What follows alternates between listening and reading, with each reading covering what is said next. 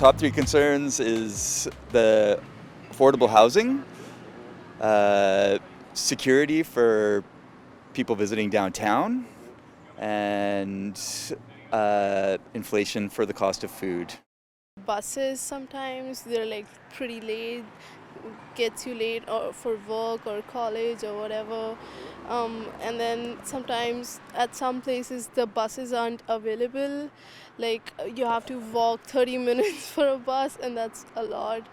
Um, and then sometimes I have work early morning, and then buses aren't working early morning, especially on weekends, so that people can opt in for that more, and then traffic can be reduced. Maybe that will increase kind of more public transportation and then make it easier for people.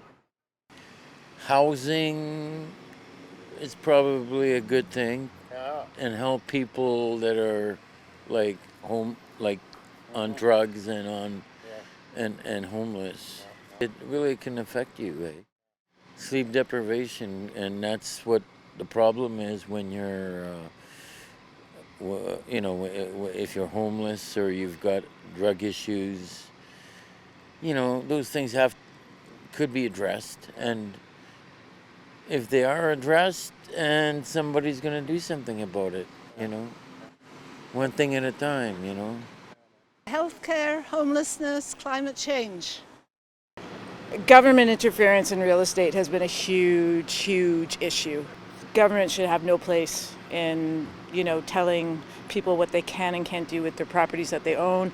They have no right to be telling people who can live in their building and who can't, even though they've bought a property based on the restrictions or limitations for a specific purpose. The policy in order to try and open up housing by changing strata rules in not allowing rental restriction, not allowing age restrictions, with the idea that this will open up rental housing. And that hasn't proven to be the case at all. They keep on implementing new strategies and ideas without even allowing time to see if what they had implemented 2 months earlier even works. They should be building, townhomes and large condos that can accommodate families, large condos that can accommodate people downsizing from their homes, but who don't want to live in 800 square feet. They have very few options. And of course, with the deterioration of downtown, who wants to rent and live or even own downtown at the moment? So there's, so the idea of construction, A, where is it going to go? And B, how is it going to get done? Because you talk to anyone who's a contractor or who's in that business, they'll tell you that it's not affordable to do.